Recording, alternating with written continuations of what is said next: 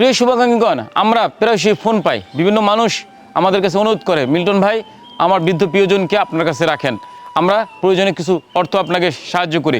আমরা ব্যস্ততা থাকি, পরিচর্যা করতে পারি না, অনেকে আছে বিদেশে বসবাস করে, অনেকে আছে বিভিন্ন জায়গায় কর্মব্যস্ত হয়ে পড়ে।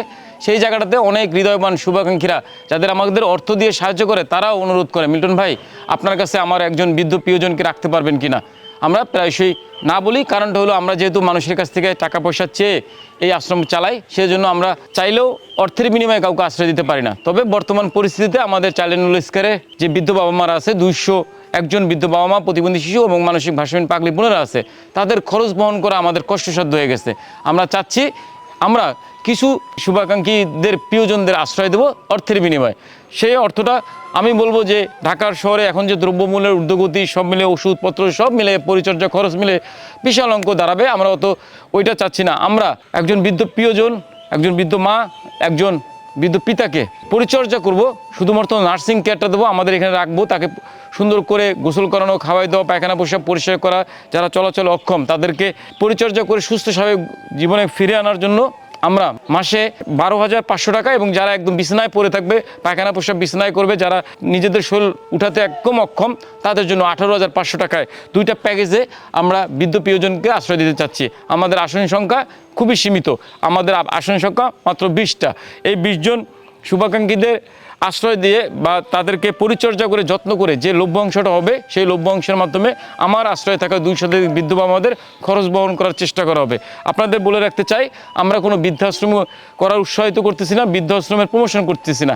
আমরা আমাদের নিজেদের যে অজ্ঞাত মানুষদের পরিচর্যা করি, সেই অজ্ঞাত মানুষদের পরিচর্যার পাশাপাশি যাদের অর্থ আছে, যাদের সামর্থ্য আছে, তাদের থেকে 20 জনকে আশ্রয় বা পরিচর্যা করে একটা লভ্যাংশ তৈরি করে অসহায় বৃদ্ধ বাবাদের পরিচর্যার পিছনে খরচ করতে চাই।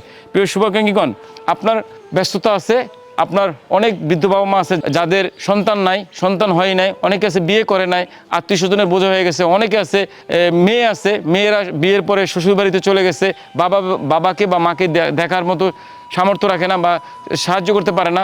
অনেকে আছে ছেলেমেয়েরা প্রবাসে থাকে, বাবা মা গ্রামে বা শহরে একাকিত্বে অবস্থায় থাকে এবং অসুস্থ হয়ে গেছে, শরীর প্যারালাইজড হয়ে গেছে, যাদের দেখভাল করার কেউ নাই, কিন্তু অর্থ আছে। বা এমন কোনো মানুষ যদি থাকেন যাদের পরিচর্যা দরকার, টাকার বিনিময়ে, তারা আমাদের সাথে যোগাযোগ করতে পারেন। আমাদের যে স্ক্রিনে যে নাম্বারটা দেখতে পাচ্ছেন, এই নাম্বারে ফোন দিবেন, আমাদের সাথে কথা বলবেন, আমাদের এখানে এসে ঘুরে পরিবেশ দেখবেন। আপনাদের বলতে চাই, আমাদের এখানে একটা রুমে 10 জনকে থাকতে হবে।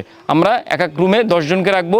একই সাথে আপনারা খোশ গল্প করতে পারবেন, নিজেদের দুঃখ কষ্ট শেয়ার করতে পারবেন, আনন্দ মধ্যে থাকতে পারবেন। এখানে খোলামেলা পরিবেশ, অক্সিজেন লেভেল খুবই ভালো, গ্রাম্য পরিবেশ, এবং আপনাদের সহযোগিতা, আপনাদের সাপোর্ট, আপনাদের ভালোবাসা দেওয়ার জন্য আমরা 50-55 জনের একটা টিম আছি, যে টিম আপনাদের সার্বক্ষণিক দেখভাল করব, পরিচর্যা করব, আপনাকে টাইমলি ওষুধ খাওয়াবো, আপনার বৃদ্ধ প্রিয়জনকে পায়খানা প্রসাব করে থাকলে তাকে সাথে সাথে গোসল করানো বা পরিষ্কার পরিচ্ছন্ন করব, এবং সমস্ত কিছু হবে নিয়ম মাফিক এবং পুষ্টিকর খাবার।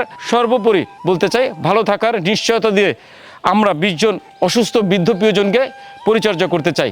বিনিময়ে অর্থ নিব, যে অর্থ দিয়ে আমরা রাস্তায় পড়ে থাকা অজ্ঞাত মানুষকে পরিচর্যা করব।